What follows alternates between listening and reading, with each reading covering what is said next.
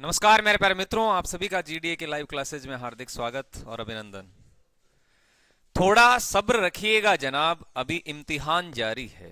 थोड़ा सब्र रखिएगा जनाब, अभी इम्तिहान जारी है। कल वक्त खुद कहेगा, चल अब तेरी बारी है। समय के अनुसार आप चले।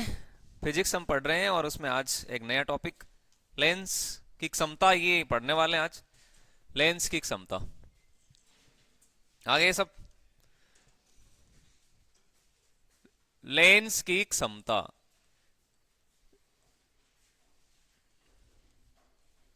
बाकी है ना ये टॉपिक, अभी होगा। और इससे पहले हमने देखा दर्पण की वक्रता, त्रिज्या और फोकस दूरी में क्या रिलेशन होता है। कल की क्लास में जाना था दर्पण की वक्रता, त्रिज्या और फोकस दूरी में क्या रिलेशन है। आता है ना आप सबको, दर्पण की वक्रता, त्रिज्या और फोकस दूरी में क्या संबंध है। दर्पण की वक्रता, त्रिज्या और फोकस दूरी में क्या रिलेशन होता है, बताइएगा भैया, क्या होता है। दर्पण की वक्रता, त्रिज्या और फोकस दूरी में क्या संबंध है, करो आंसर। ये आर्मी में पूछा हुआ प्रश्न है, आर्मी के एग्जाम में। फोकस दूरी में संबंध क्या होता है भैया, बताओ।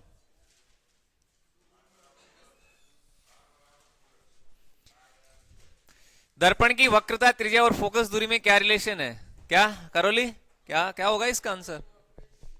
आर बराबर 2f, ये ध्यान में रखना है आपको, आर बराबर 2f, ये इसमें रिलेशन है। अब यहां से आंसर आपके निकलने स्टार्ट हो जाएंगे। लेंगे टॉपिक अभी। आर क्या है, ये त्रिज्या है, वक्रता त्रिज्या होती है, वक्रता त्रिज्या है। लो, एफ क्या है इधर, ये फोकस दूरी है, ये फोकस दूरी रहने वाली है, फोकल डिस्टेंस है ये फोकस दूरी। अच्छा, अब बन क्या रहा है स्टेटमेंट के रूप में, यदि आप देखें तो यहां से क्या बनेगा, बताओ क्या बनने वाला है। क्या लिख सकते हैं, ये होता है वक्रता त्रिज्या, फोकस दूरी की क्या होती है, दोगुनी। ये दिख रहा है ना आपको, ये स्टेटमेंट ध्यान में रखना है। और यहां से न्यूमेरिकल भी बनेंगे, एग्जाम में न्यूमेरिकल प्रश्न भी बनते हैं। वक्रता त्रिज्या, वक्रता त्रिज्या क्या होती है, वक्रता त्रिज्या फोकस दूरी की दोगुनी होती है। वक्रता त्रिज्या फोकस दूरी की क्या है, दोगुनी है। एक तो ये बात ध्यान में रखना है, वक्रता त्रिज्या फोकस दूरी की दोगुनी होती है। अच्छा, ये आर्मी की एग्जाम में पूछा हुआ प्रश्न है, ये भी आप ध्यान में रखना। आर्मी की एग्जाम में यह सवाल पहले पूछा गया है। वक्रता त्रिज्या क्या होगी, फोकस दूरी की दोगुनी, डबल दिख रही है आपको, आर बराबर 2f है। और दूसरा क्या होगा, दूसरा स्टेटमेंट क्या कहता है, दूसरा ये कहता है फोकस दूरी क्या होती है, वक्रता त्रिज्या की आधी होती है। तो ये होगी आपकी फोकस दूरी, फोकस दूरी वक्रता त्रिज्या की आधी होती है, वक्रता त्रिज्या की आधी होती है। लो, दोनों बातें आपको आनी चाहिए और ध्यान में रखना होगा। कैसे, अब यहां से एफ को बाहर निकालते हैं, ये मल्टीपल में है ना, ये गुणा में है, देखो गुणा में, इसको बाहर निकालेंगे तो ये भाग में बन जाएगा। तो यहां से बनेगा ये एफ बराबर आर अपॉन 2, एफ बराबर आर बटे 2।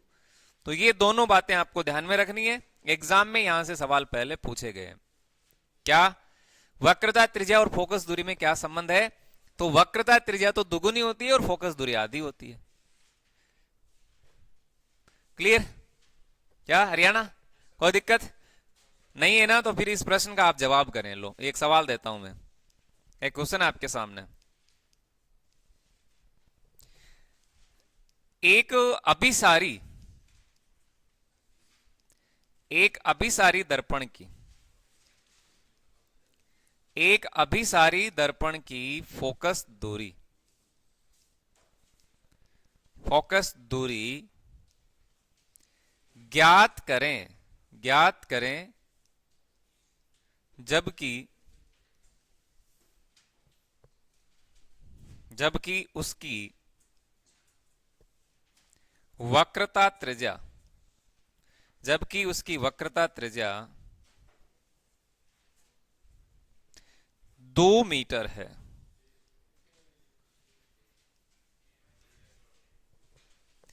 भाई पहले जो लास्ट ईयर एग्जाम लगा आर्मी का, वहां ओम के नियम से जो न्यूमेरिकल क्वेश्चन बनते हैं वो पूछे गए थे। कोई जरूरी नहीं है वहीं से आए वापस, तो यहां से भी एग्जाम में सवाल बन सकता है। पहले बना हुआ है, सीधा स्टेटमेंट पूछा गया है वक्रता त्रिज्या और फोकस दूरी में क्या रिलेशन है, तो ये वक्रता त्रिज्या फोकस दूरी की दुगुनी होती है। बस इतनी सी बात ध्यान में थी। एक अभिसारी दर्पण की फोकस दूरी ज्ञात करना है, जबकि उसकी वक्रता त्रिज्या 2 मीटर। करो आंसर।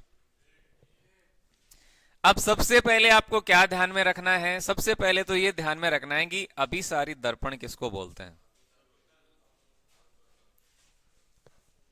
कल ही बताया था आपको, एक उत्तल लेंस होता है, एक अवतल लेंस होता है। एक उत्तल दर्पण होता है और एक अवतल दर्पण होता है। तो क्या आंसर होगा इसका? देखो, एक तो था आपकी उत्तल दर्पण, ठीक है। अरे एक उत्तल दर्पण था और दूसरा क्या था? देखो भैया, एक तो था आपके उत्तल दर्पण, ये लो, और एक है अवतल दर्पण। अवतल दर्पण, दोनों में ध्यान रखना है क्या डिफरेंस है। अवतल दर्पण वही है जिसका प्रयोग दाढ़ी बनाने में किया जाता है। गाड़ी की हेडलाइट में ये होता है। सोलर कुकर में इसका प्रयोग किया जाता है।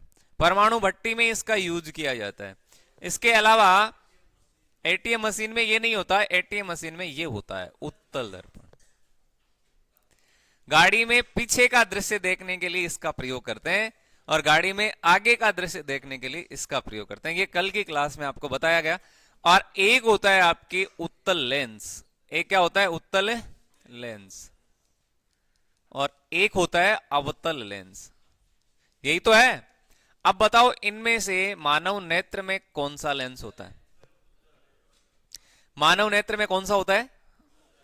उत्तल लेंस होता है। और मनुष्य की आंख में जो प्रतिबिंब बनता है वो वास्तविक और उल्टा बनता है। समझ गए? अब यहां क्या है? यहां तो अभिसारी दर्पण है। बताओ, यहां तो अभिसारी दर्पण है। अब बताओ, उत्तल लेंस को क्या बोलते हैं? अभिसारी लेंस बोलते हैं। याद रखिएगा, उत्तल लेंस को ही हम अभिसारी लेंस कहते हैं। अभिसारी, अभिसारी, ये लो, ये है। और अवतल लेंस को क्या कहते हैं? अपसारी कहते हैं। अपसारी, ये अपसारी होगा। लेकिन यहां उल्टा है इसका, यहां उल्टा रहेगा। उत्तल दर्पण है तो अब अभिसारी दर्पण नहीं होगा। ये होगा आपके अपसारी, यानी अपसारी लेंस हो गया एक तरह से। ये इसका मतलब हो गया अपसारी। ये अपसारी रहेगा और ये वाला क्या रहेगा? ये रहेगा अभिसारी। दोनों में ये फर्क है। ये अभिसारी दर्पण है और ये अपसारी दर्पण है। इसका मतलब यहां दे रखा है अभिसारी दर्पण। अब अभिसारी दर्पण कौन सा है? इसका मतलब अवतल है। पहली बात कंप्लीट है ना? ये हो गया आपके अवतल। सारी बातें आपको ध्यान में रखनी है, माइंड में रखना है। ये अवतल दर्पण हो गया। अच्छा, दूसरी बात यहां से ये आती है कि अवतल दर्पण जो होते हैं, अवतल जो लेंस होते हैं, कल आपको बताया RPF, RPF, railway police force. अब इसका मतलब ये नहीं है रेलवे पुलिस फोर्स, ये तो आपको याद करना है। आर का मतलब ये है वक्रता त्रिज्या, ठीक है। पी का मतलब है लेंस की क्षमता और एफ का मतलब हो गया फोकस दूरी। ये तीनों चाहे अवतल लेंस हो चाहे अवतल दर्पण हो, हमेशा माइनस में आती है अवतल में। अब अवतल में दोनों आते हैं, चाहे लेंस हो चाहे दर्पण हो। और यही तीनों वक्रता त्रिज्या, लेंस की क्षमता और फोकस दूरी प्लस में आती है यदि आपका दर्पण उत्तल है या आपका लेंस उत्तल है। समझ गए? छोटी छोटी बातें, वहां एग्जाम में सीधा प्रश्न पूछा जा सकता है। किसी लेंस की क्षमता, किसी लेंस की वक्रता त्रिज्या आपको माइनस में दे देंगे और पूछेंगे बताओ कौन सा है। तो आपको ध्यान में रखना है अवतल के लिए माइनस और उत्तल के लिए प्लस। ओके, तो उसकी वक्रता त्रिज्या आप निकालने की, यार क्या निकालना है, यहां तो फोकस दूरी पूछी है ना, फोकस दूरी, ये लो फोकस दूरी आपको ज्ञात करना है। अब फोकस दूरी के लिए कौन सा फॉर्मूला आएगा, ये एफ बराबर आर बटे 2। तो सीधी सी बात हो गई, एफ बराबर आर बटे 2 ले लो। तो क्या आएगा यहां से आर बटे 2, आर का मतलब क्या है, आर ये रहा 2 मीटर, तो 2 बटे 2 में यदि 2 से आप भाग लगाओगे तो यहां आपका आंसर आ जाएगा 1। क्या आ जाएगा 1। पहली बात तो ये है, क्या ये आंसर सही है, ये 1 मीटर हो गया, तो क्या ये आंसर सही है भाई, करोली सही नहीं है तो क्यों नहीं है। अब यहां हमने देखा कि अभिसारी दर्पण ये अवतल होता है, तो अवतल के लिए तो माइनस होता है, तो ये -1 मीटर होने वाला। बोलो कोई दिक्कत है क्या, मेरे हिसाब से तो नहीं होनी चाहिए, फिर भी है तो एक सवाल और लेके फिर नेक्स्ट टॉपिक की ओर चलते हैं। एक सवाल और लेते हैं, देखते हूं किसका सही आंसर आएगा। एक सवाल और लिख देता हूं, बताओ। एक उत्तल दर्पण की वक्रता त्रिज्या, एक उत्तल दर्पण की वक्रता त्रिज्या क्या होगी जबकि उसकी फोकस दूरी जबकि उसकी फोकस दूरी 10 मीटर है। अब ये ऐसे जो प्रश्न होते हैं उनको आप हल करने के लिए बस सीधा आप मौखिक में आंसर इसका आ जाना चाहिए, तुरंत आंसर आना चाहिए। ऐसा नहीं आप फॉर्मूला लगाओ आंसर निकालते रहो, ऐसे नहीं होना चाहिए। बोलो क्या आंसर होगा इसका, क्या होगा हरियाणा इसका आंसर।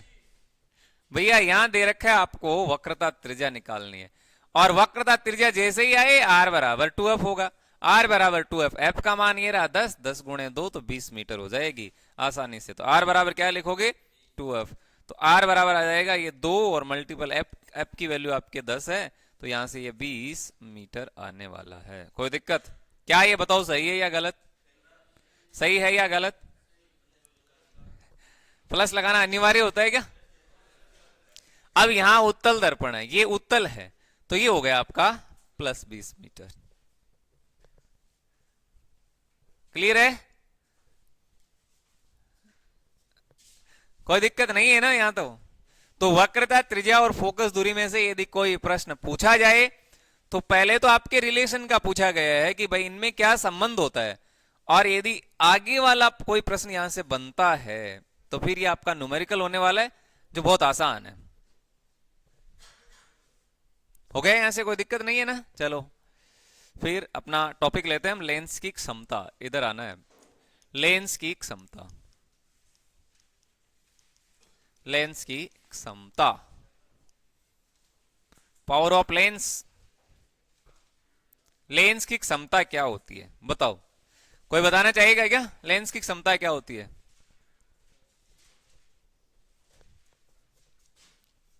क्या होती है लेंस की क्षमता, इसकी डेफिनेशन क्या कहती है। लेंस की क्षमता क्या है, प्रकाश की किरणों को अपसारित और अभिसारित करने की क्षमता। बस सिंपल सी बात है, प्रकाश किरणों को अपसारित और अभिसारित, इसका मतलब आप जानते हैं, अपसारित और अभिसारित करना, एक जगह इकट्ठा करना और फैलाना, बस यही तो बात है। प्रकाश होता है एक जगह इकट्ठा होता है, एक जगह आके टकराता है, और कई ऐसे होते हैं जो आपकी विस्तृत हो जाता है, फैल जाता है। तो ये अपसारित और अभिसारित करने की क्षमता, अभिसारित करने की क्षमता क्या कहलाएगी, करने की क्षमता को क्या कहते हैं, लेंस की क्षमता कहते हैं, लेंस की क्षमता कहते हैं।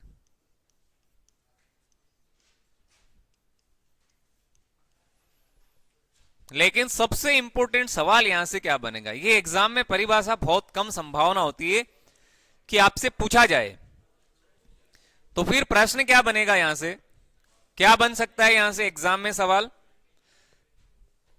देखो भैया, यहां से इससे पहले कार्य का फॉर्मूला आपसे पूछा गया था।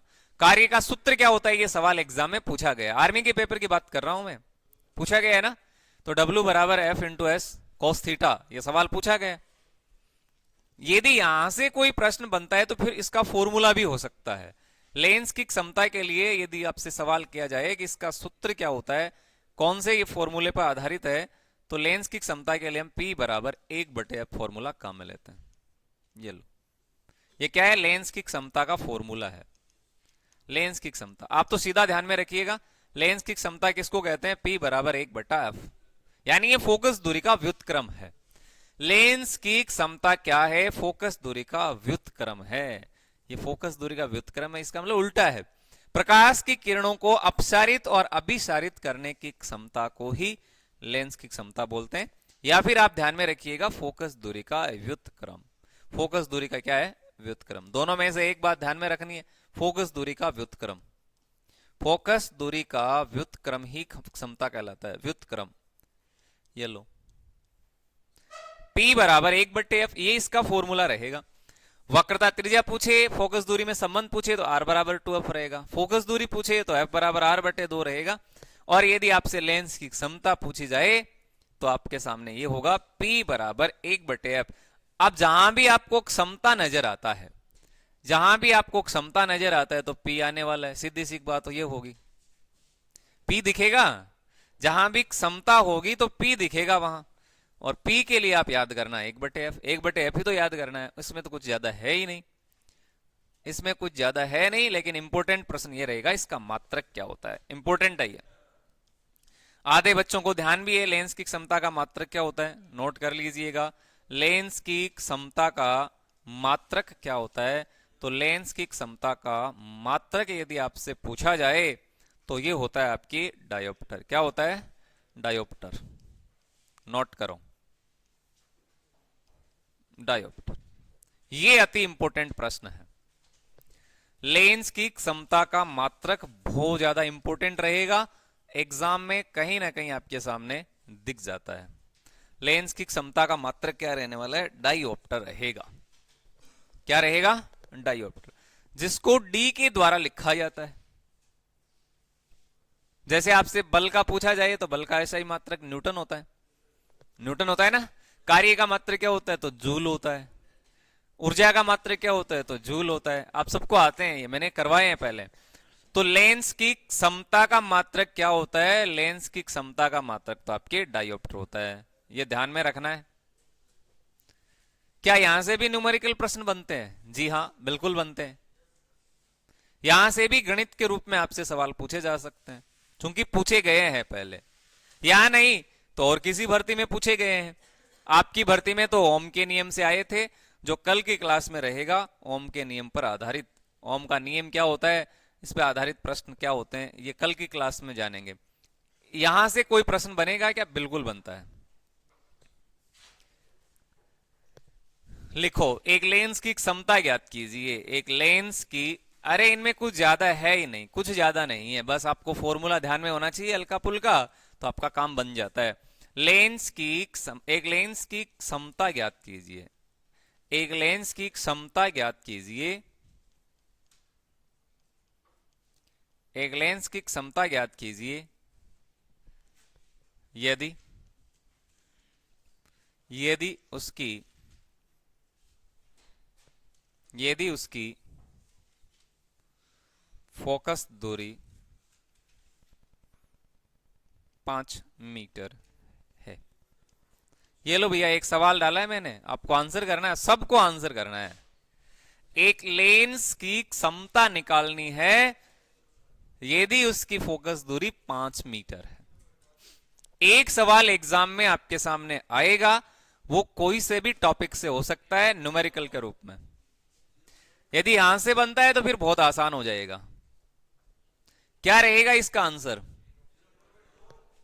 एक लेंस की क्षमता निकालनी है आपको यदि उसकी फोकस दूरी कितनी दे रखी है, 5 मीटर दे रखी है। गौरव का आंसर क्या है गौरव, करौली, और कौन बैठे हैं, हरियाणा, बेरा जी, अरे भैया यहाँ क्या करना था, यहाँ कुछ नहीं करना था। करना है क्या कुछ? सबसे पहले प्रश्न को पढ़ो, बिना पढ़े तो होगा कैसे। प्रश्न को पढ़ो और देखो कि आखिर उसमें पूछा क्या गया है। और मैंने अभी एक शब्द बोला कि यदि समता दिख जाए, क्या दिख जाए, कुछ भी समझ में नहीं आए, समता दिख जाए तो इसका मतलब पी है। इसका मतलब क्या है? पी है, सीधी सी एक बात। और जब पी आता है तो इसका मतलब बराबर एक बटे एफ भी तो आता है, पी बराबर एक बटा एफ होता है, ये अपने आप फॉर्मूला बन गया। कई बार दिमाग में आता नहीं है उस समय कि इसमें कौन सा सूत्र काम करेगा। तो क्षमता आ रही है ना, क्षमता, तो ये क्षमता के लिए आप पी शब्द यूज में लेते हैं, पावर, तो पी बराबर एक बटे एफ बन गया। अब बताओ क्या आंसर आएगा।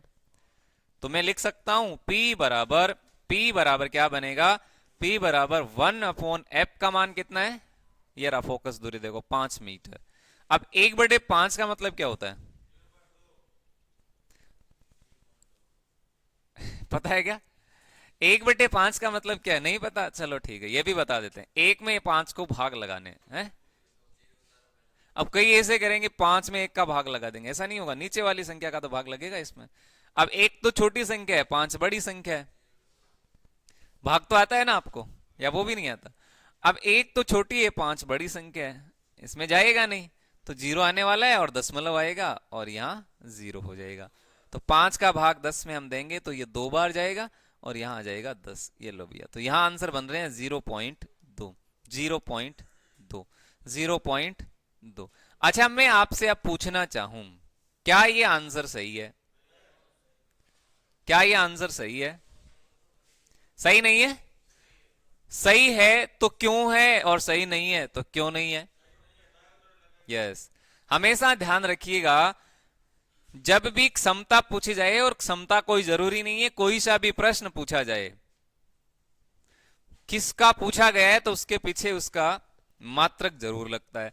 अब यहां पूछा गया पावर, क्षमता पूछी गई और क्षमता का मात्रक होता है डायोप्टर, इसका मतलब 0.2 डायोप्टर होगा। क्या अब आंसर गलत है? गलत है या सही है? अब सही है? पक्का सही है क्या? यस,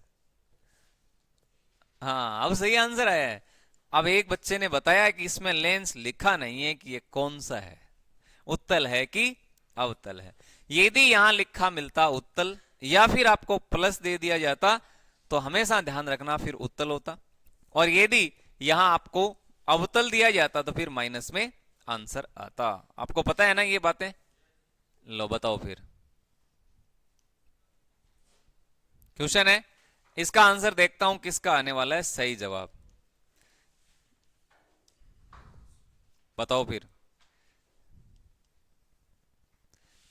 एक अभिसारी एक अभिसारी लेंस की एक अभिसारी लेंस की क्षमता एक अभिसारी लेंस की क्षमता +5D है। एक अभिसारी लेंस की क्षमता +5D है, तो उसकी फोकस दूरी क्या होगी? तो उसकी फोकस दूरी क्या होगी? देखते हैं कि सबसे पहले जवाब कौन देता है आखिर। अब तो बताओ भैया क्या आंसर होने वाला है इसका। इतनी प्रैक्टिस मैंने करवा दी, अब तो बताओ इसका आंसर क्या होगा।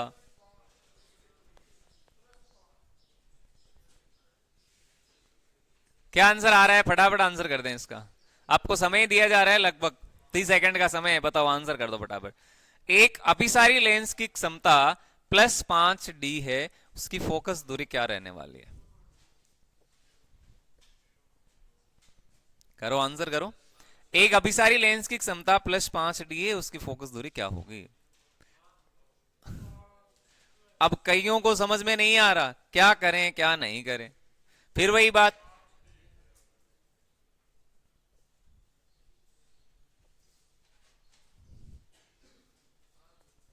फिर तो वही बात है ये। कौन सी? अब यहां समता दी रखी है ना P, भैया सूत्र तो वही काम में आएगा, सूत्र तो वही काम में आएगा। क्या आएगा? P बराबर 1/F। लेकिन यहां आपको एक बात ध्यान में रखनी होगी।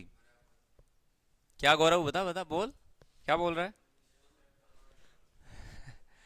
यहां आपको ध्यान में रखना होगा कि इस बार P का मान पहले दे दिया गया है, यही है भाई। आप P की जगह ये रख दो, यही तो होगा, और क्या होगा।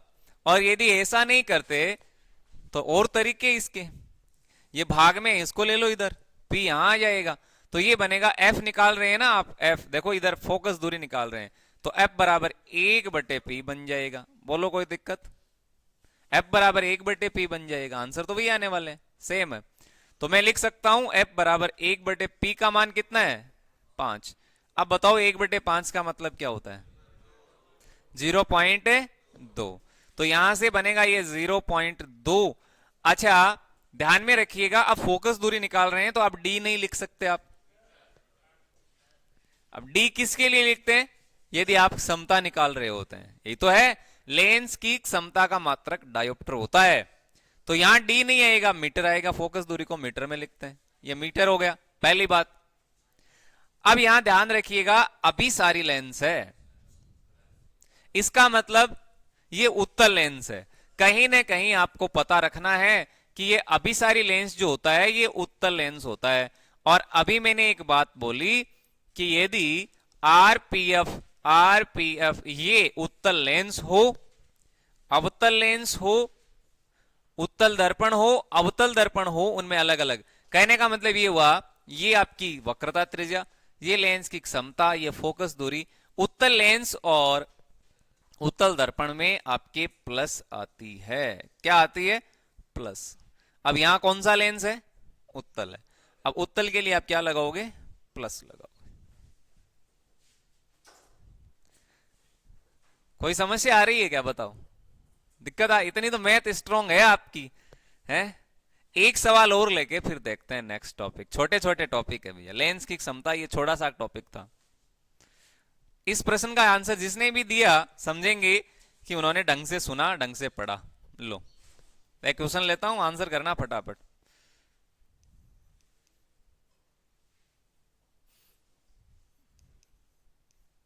एक अवतल दर्पण की, इसका आंसर करना भैया, पेन बिना पेन चलाए हैं। एक अवतल दर्पण की फोकस, एक अवतल दर्पण की फोकस दूरी ज्ञात करें, फोकस दूरी ज्ञात करें, ज्ञात करें यदि उसकी वक्रता त्रिज्या, यदि उसकी वक्रता त्रिज्या 15 मीटर है।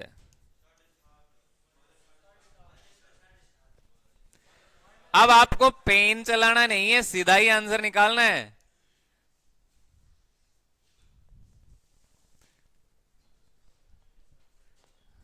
क्या आंसर होगा? क्या बेरा जी, आंसर आ गए क्या? क्या आंसर आए? फिर वही बात आ रही है। अच्छा इसमें एक समता कहीं दिख रही है क्या आपको? अब समता नहीं दिख रही, इसका मतलब P वाला सूत्र तो काम में आएगा नहीं। अब वो नहीं दिख रहा तो R, ये तो दिख रहा है ना, ये R वक्रता त्रिज्या R है, तो R बराबर कौन सा आता है? 2F आता है। अब ध्यान में ये रखना है कि वक्रता त्रिज्या 15 मीटर दे रखी है, ये तो दे रखी है भैया, दे रखी है, यानी ये तो दे रखी है। यहां दे रखा है आपको 15 मीटर बराबर 2 गुणा F है, 2 गुणा F है। यहां निकाल लो, इसको F को बाहर करें तो F बराबर बनेगा ये 15/2, तो यहां से निकल के आएगा आपका 7.5। दर्पण कौन सा है? अवतल है, और अवतल के लिए कौन सा? माइनस का निकालते हैं, माइनस, ठीक है। और फोकस दूरी ये है, ये मीटर में। ओके, कोई दिक्कत है बताओ? मेरे हिसाब से तो नहीं होनी चाहिए, फिर भी है तो अभी बता सकते हैं आप, अन्यथा आगे चलते हैं। प्रश्न हो गए बहुत सारे, प्रैक्टिस करने के लिए आपको दे देंगे, करते रहना प्रैक्टिस। एक सवाल यहां से बनने वाला है एग्जाम में, न्यूमेरिकल तो बनेगा एक सवाल। कई ये सोचते हैं इसको छोड़ के आ जाते हैं, छोड़ते क्यों बताओ? एक सवाल बनेगा, चाहे वो कोई सा भी हो। हाँ, पिछले अग्निवीर में तो दो प्रश्न पूछे गए थे। एक तो आपका त्वरण का पूछा गया था, एस्केलेरेशन का, और दूसरा ओम के नियम का पूछा गया था। इस बार आपसे हटके पूछेंगे। ले लें आगे, ले लें। बड़ा इंपॉर्टेंट टॉपिक रहेगा कैसिकात्व। ये छोटे छोटे टॉपिक है जो खत्म हो जाते हैं जल्दी जल्दी। कैसिकात्व, और आपको ध्यान में रखना है, ध्यान में रखना है, यहां से भी आर्मी के पेपर में प्रश्न पूछ लिया गया है। कहा कब पूछा गया? तो ये लास्ट एआरओ जोधपुर की भर्ती में ऑफलाइन के एग्जाम में पूछा गया था। अभी तो ऑनलाइन है। ऑफलाइन लास्ट एग्जाम जब लगा उस समय यह सवाल यहां से पूछा गया। क्या प्रश्न था उसकी चर्चा करेंगे। कैपेलरी, इसको कैपेलरी बोला जाता है। अच्छा, वहां ऑप्शन में कैपेलरी शब्द ही दे रखा था तो कईयों की दिक्कत हो गई, कईयों की हो गई थी दिक्कत। कैपेलरी,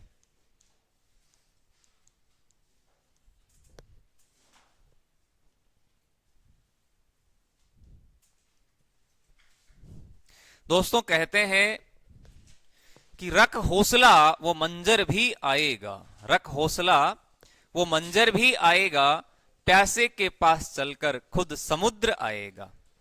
यूं थक कर नहीं बैठ मेरे बंदे, नौकरी भी लगेगी और नौकरी लगने का आपको आनंद भी आएगा। बिल्कुल हमारे साथ आप जुड़े रहें, नौकरी आप लग के जाएं यहां से, और अपना जीवन है वो आनंदमय करें आप। कैसिकात्व, कैपेलरी। कैपेलरी क्या होता है, कैसिकात्व क्या है, यहां से प्रश्न पूछे गए हैं। आपने देखा होगा केस नली, केस नली देखा है क्या? केस नली, ये एक नली है, देखो ये नली है, केस नली। आपने तेल की बाती जरूर देखी होगी, उसमें दीपक में, लालटेन में देखा होगा, लालटेन में देखा है? अच्छा, कहीं नहीं देखा तो आपने खेत में हल तो देखे चलाते हैं, उस समय हल तो देखे, या वो भी नहीं देखे? ब्लॉटिंग पेपर देखा है? नहीं देखा? कैसिकात्व है क्या? पहले तो ये लिखो आप क्या है। केस नली में कैसिकात्व क्या होता है? केस नली, केस नली में, केस नली में द्रव्य का ऊपर चढ़ना, ऊपर चढ़ना तथा नीचे उतरना।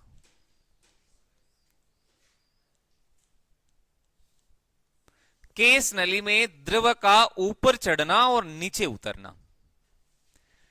भाई एक नली है, इसमें है ना, ये तेल ऊपर चढ़ता है, तेल ऊपर चढ़ता है और वापस भी आता है।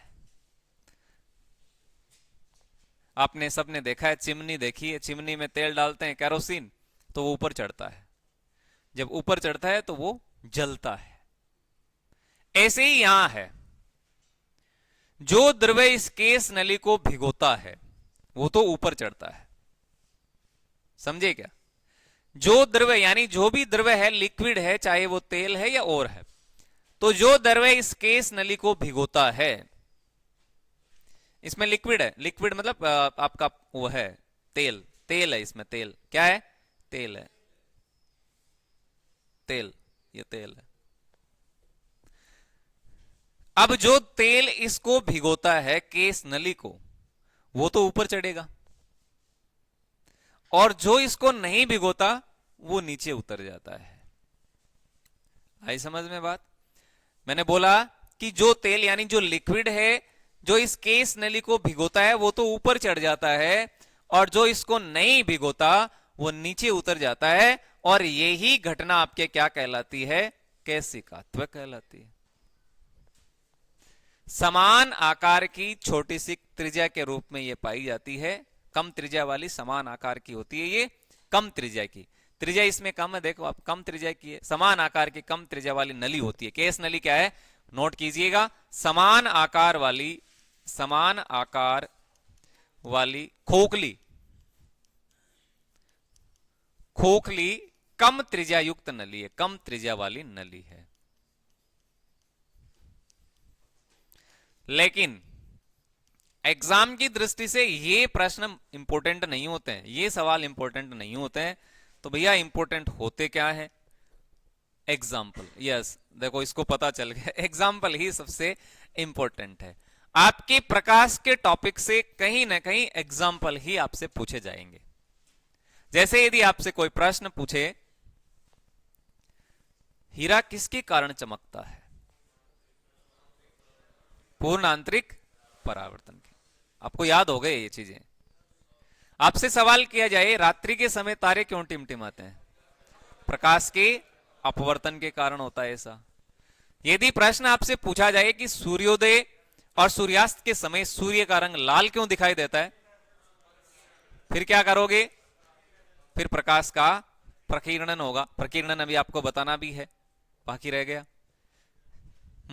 और यदि आपसे सवाल किया जाए कि साबुन के बुलबुले रंगीन नजर क्यों आते हैं, तब प्रकाश का व्यतिकरण होगा। क्या होगा? व्यतिकरण। और प्रश्न पूछा जाए बारिश की बूंदें गोल और बड़ी क्यों होती है, तो फिर आंसर होगा पृष्ठ तनाव। समझ में आया? ऐसे प्रश्न एग्जाम में पूछे जाएंगे और इसके एग्जाम्पल ही सबसे इंपॉर्टेंट रहने वाले। एग्जाम्पल की बात करेंगे हम, उदाहरण आप नोट कीजिएगा, ये इंपॉर्टेंट रहने वाले हैं, इनको याद कर लेना, काम बन जाएगा आपका। कहीं ना कहीं यदि यहां से प्रश्न पूछा तो फिर वो यही रहने वाला है। उदाहरण पहला, ब्लोटिंग पेपर द्वारा स्याही का सोखना। बहुत इंपॉर्टेंट है, कई बार एग्जाम में पूछा गया है। ब्लोटिंग, ब्लोटिंग पेपर द्वारा स्याही का सोखना।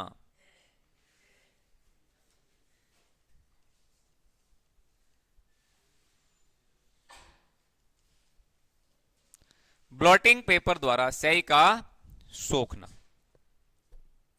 आपने आज आप मुझे जरा बताइएगा, फाउंटेन पेन का आविष्कार करने वाला वैज्ञानिक कौन था?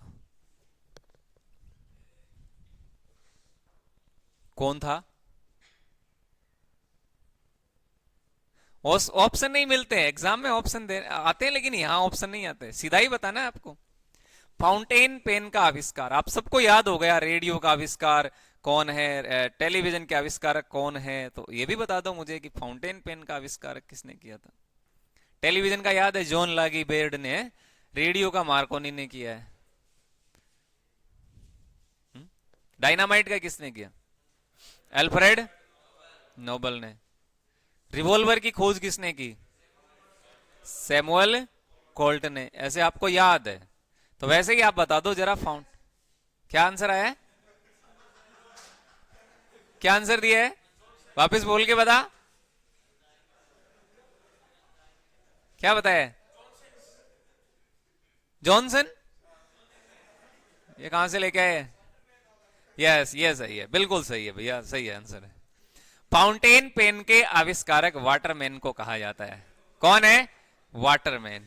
अब सही बोला है, लिख लेना। अब मैंने बोल दिया है, फाउंटेन पेन की खोज किसने की? वाटरमैन ने की है।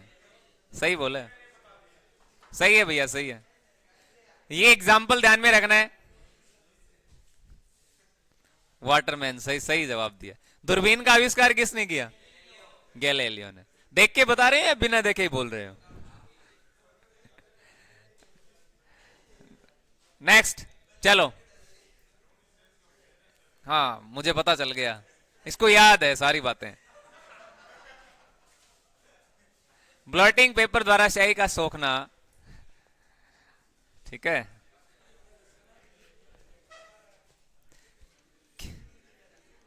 किसान खेत जोतने से पहले, किसान क्या करता है? खेत जोतने से पहले मिट्टी को क्या करता है रे? मिट्टी को पोली बनाता है, पोली करता है। अच्छा, आपको पता चला क्या ये पोली क्या होती है? पोली मिट्टी क्या होती है रे? उथल पुथल, सही है। मिट्टी को उथल पुथल करवाना खेत के अंदर, हाँ, वो पोली हो जाएगी, ताकि बारिश जब आए ना, तो जो आपके वो होते हैं धान, उसकी जड़ों में आसानी से वो प्रवेश कर सके। आपने देखा जो फवारे है ना, फवारे का पलटन करते हैं इधर से उधर, इधर से उधर, उनके पांव है जमीन के अंदर धस जाते हैं। वो किसके कारण होता है? पोली मिट्टी के कारण होता है। समझ गए?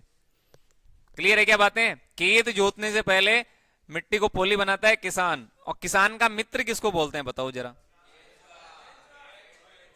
अभी हाल ही में आपके टेस्ट में शायद ये क्वेश्चन भी आया होगा, और काफी बच्चों ने गलत भी किया है, मुझे ऐसा लग रहा है।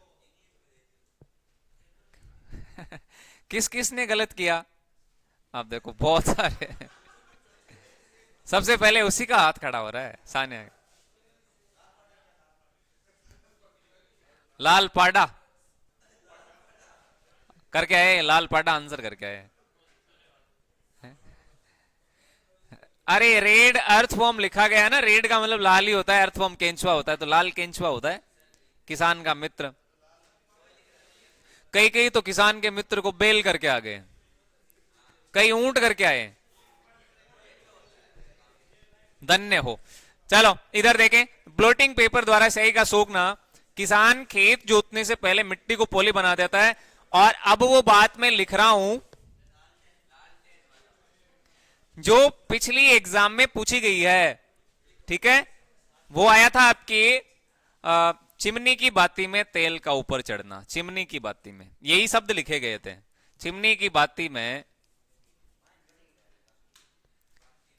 चिमनी की बाती में तेल का ऊपर चढ़ना।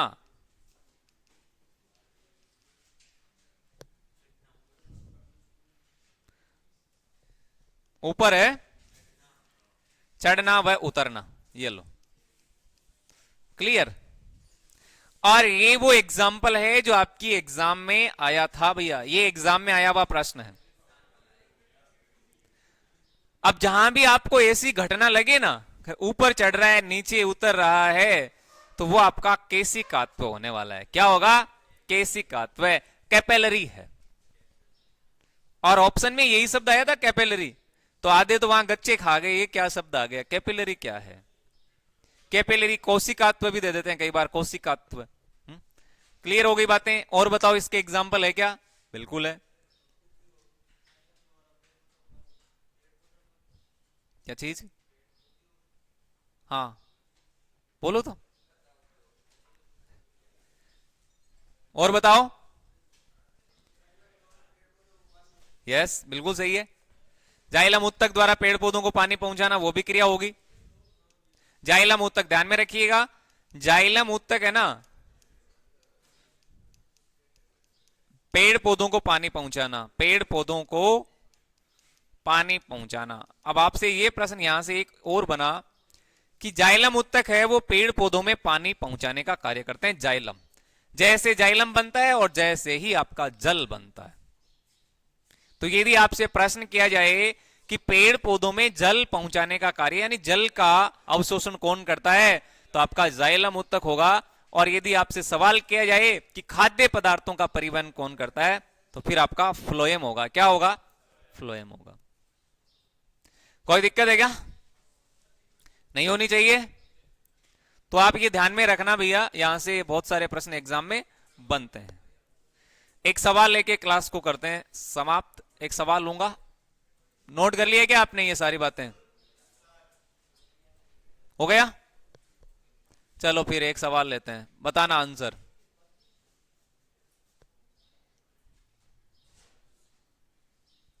एक क्वेश्चन है, इसका आंसर करो।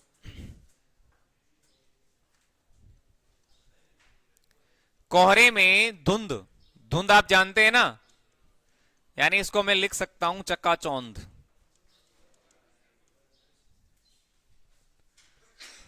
को दूर करने में उपयोगी है।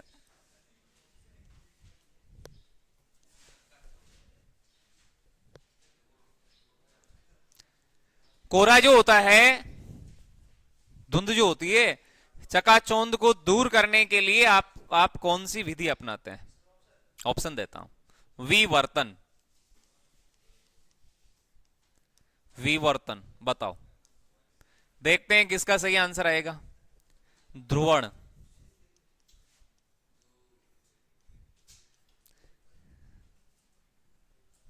पता ना भैया कैसे कात्व है।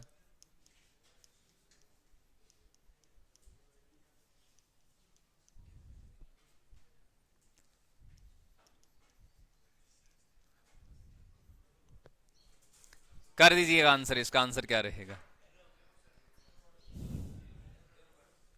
आपने सिनेमा घर में ये 3 डायमेंशियल डायग्राम देखे होंगे। त्रिविमीय चित्र को देखने के लिए चश्मा लगाते हैं, त्रिविमीय है, लगाते हैं कि नहीं लगाते? यहां आपको बताना है कि कोहरे में धुंध को दूर करने के लिए आप इनमें से किसका उपयोग करेंगे, कौन सहायक है इनमें?